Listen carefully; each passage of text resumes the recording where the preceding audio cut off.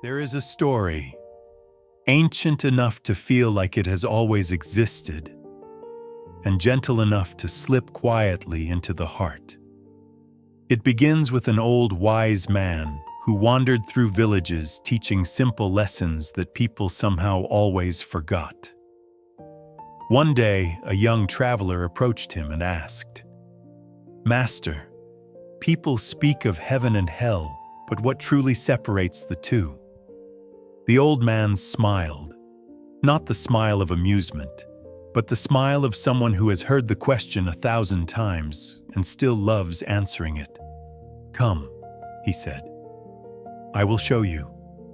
He placed his hand gently on the traveler's shoulder. The world around them began to fade, the sounds, the colors, the warmth, until everything dissolved into a dim, cold silence.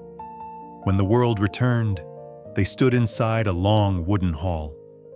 The air was heavy, the light was gray, and a deep sadness lingered like dust in every corner. Along an impossibly long table sat people, thin, exhausted, hollow-eyed. Before each of them was a bowl of steaming soup, rich and fragrant, the kind that warms the soul, but in their hands were spoons. So long they could not lift food into their own mouths. Each tried, arms shaking, wrists twisting, but the soup spilled every time, splashing onto clothes, the table, the cold wooden floor. Frustration turned to anger. Anger turned to despair. Despair turned into a terrible silence broken only by the clatter of failing spoons and the quiet whimpers of hunger. The traveler shivered. This is hell," he whispered. The old man simply nodded.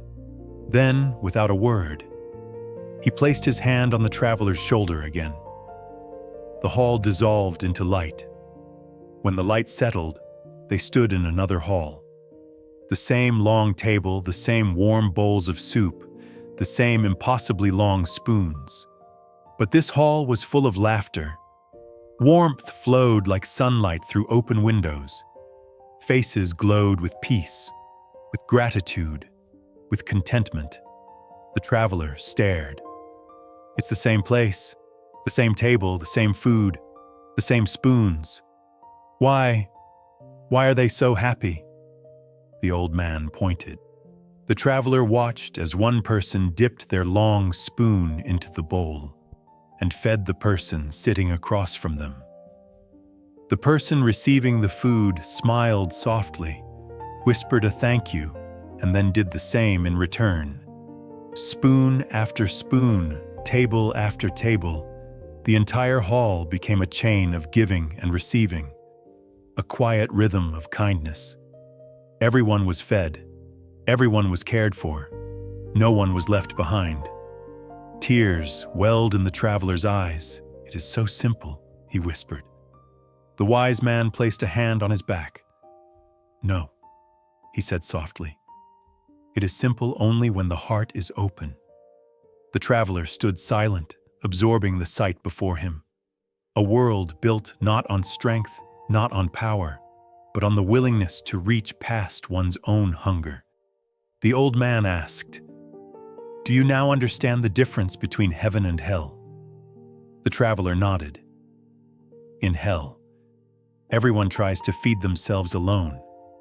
In heaven, they feed each other. The wise man's eyes glowed with warmth. "My child, heaven and hell are not places you go after life.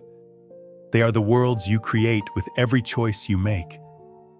He stepped closer, lowered his voice, and said, "When the world feels dark, when loneliness weighs heavy, when anger fills the heart, ask yourself just one question.